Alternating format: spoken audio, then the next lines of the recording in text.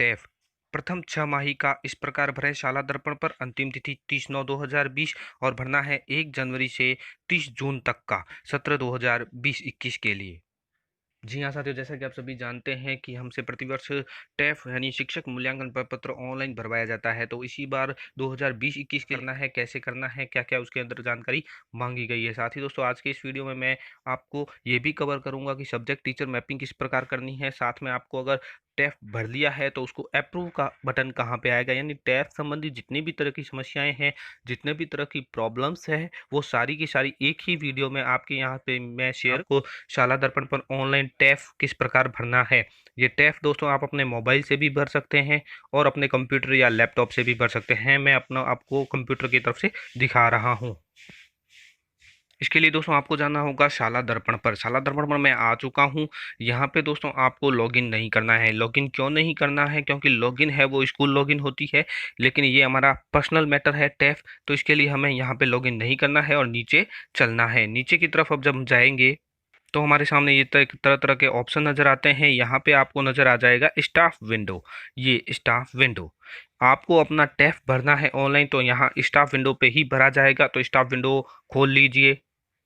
Staff window खोलने के बाद दोस्तों आपके सामने इस तरह की साइट ओपन होती है जो हमारी स्टाफ विंडो है। यहाँ पे ऊपर राइट कॉर्नर में यहाँ पे देखिए स्टाफ लॉगिन लिखा आ रहा है। मैं आपको शॉर्ट के रूप में बताऊंगा फटाफट, क्योंकि स्टाफ लॉगिन करना या शाला दर्पण लॉगिन करना हम सभी को आता है, इसलिए लॉगिन का प्रोसेस मैं यहाँ नहीं बता रहा, सिर्फ आपको तरीका बता देता हूँ कि यहाँ पे जो ऑप्शन आ रहा है वहाँ क्लिक करके लॉगिन कर दीजिए। लॉगिन करने के बाद यहाँ पे देखिए ये ऑप्शन आ जाते हैं जहाँ आपको अपनी आईडी डालनी है, पासवर्ड डालने हैं और ये जो कैप्चा नज़र आ रहा है डाल के नीचे लॉगिन बटन पे क्लिक कर देना है।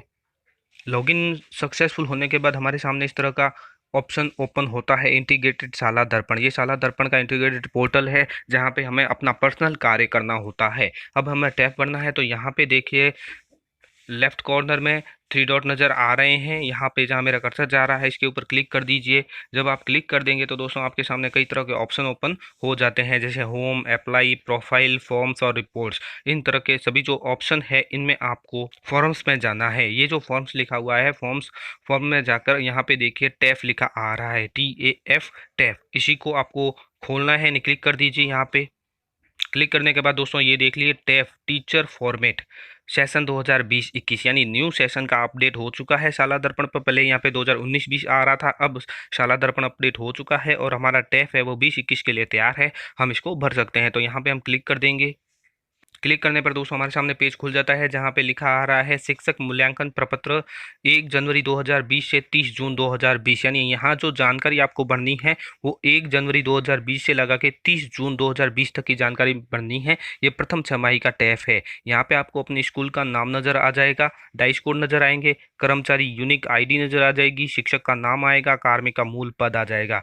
यहाँ पे कार्मिक की NIC आईडी ये अलग रहेगी, NIC आईडी और मोबाइल नंबर नजर आ जाएंगे। नीचे है क्या संस्था प्रधान का कार्य संपादित कर रहा है, हाँ या ना। तो अगर आप संस्था प्रधान है तो हाँ करेंगे, नहीं नेता नहीं कर देंगे। जब हम ऊपर की ओर तरह चलेंगे तो दोस्तों यहाँ पे देखिए सत्यापित का बटन आ रहा है। अब हमें इसको सत्यापित करना होगा, तभी हमारा टैफ आगे बढ़ेगा। तो इसको हम सत्यापित कर देते हैं। सत्यापित करने के बाद दोस्तों सबसे पहला जो 1.1 है, वर्तमान वर्ष में पढ़ाई जाने वाली कक्षाएं एवं विषय, यहाँ विद्यालय लॉगिन से सत्र 2019-20 में मैपिंग किए हुए विषय ही प्रदर्शित होंगे। यानी सत्र 2019-20 में जो मैपिंग की थी हमने वही विषय यहाँ पे प्रदर्शित होंगे। यहाँ पे ऊपर लिखा है जनवरी 2020 से जून 2020 तक। यहाँ पे आपने शाला दर्पण पर जैसे मैपिंग की थी वही विषय यहाँ पे प्रदर्शित होंगे। मैपिंग कैसे करते हैं वो भी मैं आपको अभी दिखा देता हूँ। अभी इसीलिए दिखा रहा हूँ ताकि आप अपना टैफ है वो आसानी से भर सकें। यहाँ पे दोस्तों दोबारा मैं आपको दिखा देता हूँ कि यहाँ लॉगिन विद्यालय लॉगिन से 19-20 की मैपिंग किए हुए विषय ही प्रदर्शित क्यों होंगे, क्योंकि दोस्तों यहाँ जो हमारा प्रथम 6 माही का टैफ भरवाया जा रहा है 1 जनवरी से 30 जून तक, तो 1 जनवरी से 30 जून तक जो हमारा सत्र था, 1 जुलाई से 30 जून तक, वो 2019-20 ही सत्र था। 20-21 जो सत्र है वो 1 जुलाई 2020 से शुरू हुआ है, वो द्वितीय 6 माही में आएगा। इसलिए प्रथम 6 माही में वही विषय प्रदर्शित होंगे जो 19-20 में मैपिंग किए हुए हैं। अगर आपने मैपिंग नहीं की है तो मैं आपको अभी दिखा देता हूं कि शाला दर्पण पर आपको मैपिंग किस प्रकार करनी है।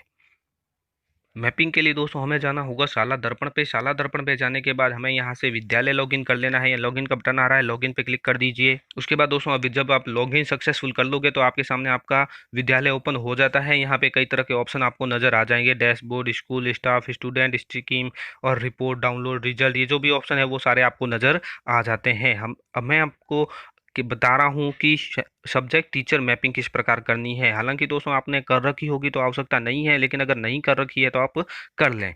तो यहाँ पे देखिए रिजल्ट लिखा आ रहा है, इसके ऊपर क्लिक करें। रिजल्ट के ऊपर जब आप क्लिक कर देंगे तो आपके सामने रिजल्ट के सब ऑप्शन खुलेंगे, जहाँ पे आपको रिजल्ट एंट्री में जाना है। ये देखिए रिजल्ट, रिजल्ट के बाद रिजल्ट एंट्री। रिजल्ट एंट्री में जाने के बाद यहाँ पे देखिए सबसे लास्ट में आएगा सब्जेक्ट टीचर मैपिंग। तो यहाँ पे आपको सब्जेक्ट टीचर मैपिंग खोल लेनी है। खोलने के बाद दोस्तों यहाँ पे आपको कई तरह के ऑप्शन नजर आते हैं, जहाँ पे देखिए सेशन 19-20 क्लास और सेक्शन 19-20 का जो सेक्शन है यानी सेशन हमारा 19-20 है वो आप 20-21 में भी परिवर्तित कर सकते हैं, अन्यथा आप 19-20 की ही रहने दें। मैं आपको दिखा देता हूँ। ये देखिए दोस्तों यहाँ पे 3 तरह के ऑप्शन नजर आते हैं, 18-19, 19-20 और 20-21। क्योंकि दोस्तों यहाँ पे हमारे जो स्टेप भर रहे हैं वहाँ पे 19-20 के मैपिंग किए हुए विषय ही प्रदर्शित होंगे, अन्य तो दूसरे विषय प्रदर्शित नहीं होंगे। अगर आप चाहें कि 20-21 के विषय है करके वहां देख लें, लेकिन वहां फिर भी 19-20 में मैपिंग किए हुए से विषय ही प्रदर्शित होंगे। तो आप 19-20 की मैपिंग कर लीजिए। उसके बाद क्लास सेलेक्ट कर दीजिए और सेक्शन करके गो बटन पे क्लिक करेंगे तो आपके सामने ये विषय आपके खुल जाएंगे। यहाँ पे आपको क्या करना है दोस्तों, ये जो सब्जेक्ट शो हो रहे हैं यहाँ पे जैसे हिंदी लिखा हुआ है, अगर वर्किंग है तो वर्किंग पे क्लिक कर दीजिए। रिलीव हो रखा है तो रिलीव पे और एनए पे एनए। तो ये वर्किंग है तो वर्किंग सेलेक्ट करने के बाद यहाँ पे टीचर का नाम सेलेक्ट करेंगे। जैसे इंग्लिश है तो वर्किंग और टीचर का नाम, मैथमेटिक्स वर्किंग टीचर का नाम। और ये सब होने के बाद नीचे आ रहा है सबमिट बटन, आपको सबमिट कर देना है। सबमिट करने के बाद दोस्तों यहाँ पे आपको यह ध्यान दें कि सक्सेस लिखा आ जाएगा, teacher has been mapped to the subject successfully, इसको आपको क्लोज कर देना है।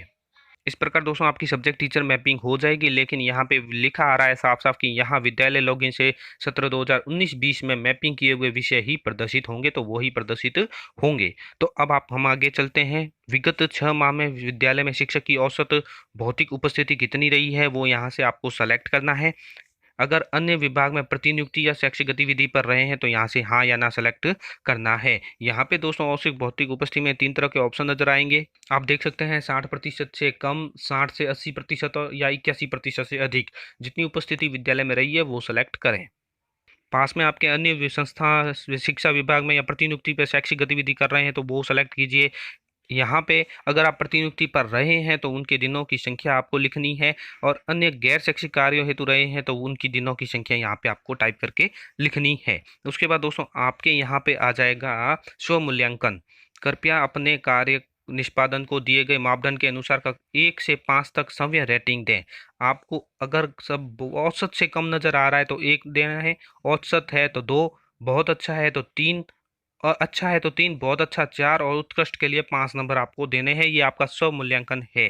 तो स्व मूल्यांकन में आपको अपनी रेटिंग देनी है। जैसे विद्यालय में स्व अनुशासन, नियमितता और सदाचार कैसा है, तो आप अपना नंबर यहाँ पे नोट कर लीजिए। जैसे बहुत अच्छा है तो 4 नंबर देंगे, उत्कृष्ट है तो 5 नंबर देंगे, अच्छा है तो 3 नंबर देंगे। इसी प्रकार नियमित रूप से शिक्षण योजना बनाना और समीक्षा करना, उसके लिए आप अपने को कितने नंबर देंगे वो यहाँ पे लिख लीजिए।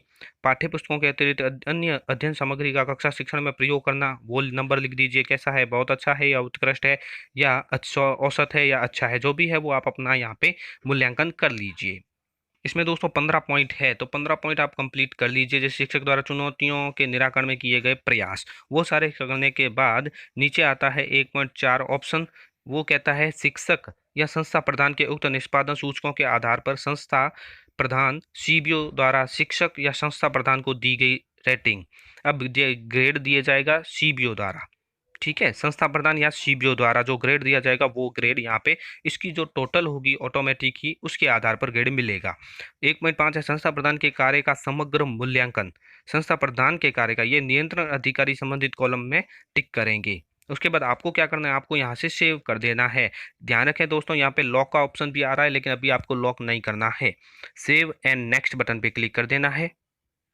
जब आप सेव कर लेंगे तो यहाँ आपके मैसेज आ जाएगा डाटा अपडेट सक्सेसफुली, आप इसको ओके कर दीजिए। अब आपके सामने अगला पेज ओपन हो जाता है। अगला पेज ये कहता है शिक्षक द्वारा शिक्षण कार्य को बेहतर बनाने में महसूस की जाने वाली चुनौतियां, किन्हीं बेहद कठिन चुनौतियों को घटते क्रम में वरीयता दें।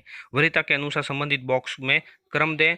जैसे सबसे बड़ी चुनौती को 1, जो सबसे बड़ी चुनौती आपको लग रही है उसको 1 नंबर देना है, उससे छोटी को 2 नंबर, इसी प्रकार पुनः छोटी को 3 और घटते क्रम में 4, 5 वरीयता आपको देनी है। जैसे बच्चों की अनियमितता या अभिभावकों का असहयोग, पाठ्यपुस्तकों का कठिन होना, बच्चों का स्तर कमजोर होना, आवश्यकता अनुसार प्रशिक्षण नहीं मिलना, ये आप अपने अनुसार है वो दे दें नंबर ग्रेडिंग, और अन्य जो भी है वो दें। उसके बाद नीचे यहाँ पे आ रहा है शिक्षक द्वारा जिन प्रशिक्षणों की आवश्यकता महसूस की जा रही है, किन्हीं 3 आवश्यकता वाले प्रशिक्षण को आवश्यकता के अनुसार संबंधित बॉक्स में घटते क्रम में वरीयता दें।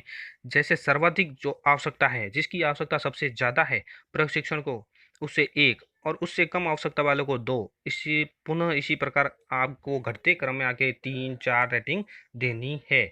यहाँ भी आपको 7 तरह के ऑप्शन मिल जाते हैं। उसके बाद दोस्तों आपके यहाँ पे नया एक आया है कोविड-19 प्रबंधन के लिए। जैसे शिक्षकों द्वारा समय के कार्य के बारे में किया गया योगदान, प्राप्त पुरस्कार संबंधित कॉलम में चयन करें। विद्यालय में भौतिक विकास में योगदान है तो टिक कर दीजिए। सहशैक्षिक गतिविधियों का संचालन हो रहा है, टिक कर दीजिए। क्रियात्मक अनुसंधान आप करते हैं तो टिक कर दीजिए। अगर आपको कोई पुरस्कार मिला हुआ है तो यहाँ पे टिक कर दीजिए। लेखन कार्य है करते हैं तो भी टिक कीजिए। कोविड-19 प्रबंधन से संबंधित आपको कोई मिला है तो वहाँ टिक कर दीजिए, और अन्य योगदान जो भी है वो तो कर दीजिए। उसके बाद सेव एंड नेक्स्ट बटन पे क्लिक कर दें। जैसे जैसे दोस्तों आप सेव करते रहेंगे तो डाटा सेव सक्सेसफुली का मैसेज आपके सामने ओपन हो जाता है, इसको ओके कर दीजिए। इसके बाद दोस्तों आपके 1 जनवरी 2020 से 30 जून 2020 तक जिन प्रशिक्षण या कार्यशालाओं में भाग लिया है उनका विवरण आपको यहाँ पे देना है। ये अपडेट ऑटोमेटिक ही है आगे से। जैसे 2019 में जो कार्यशाला हमने की थी निष्ठा की, वो ऑटोमेटिक ही मेरे यहाँ आ रही है। आपको यहाँ से सेलेक्ट करना है प्रशिक्षण कार्यशाला का नाम।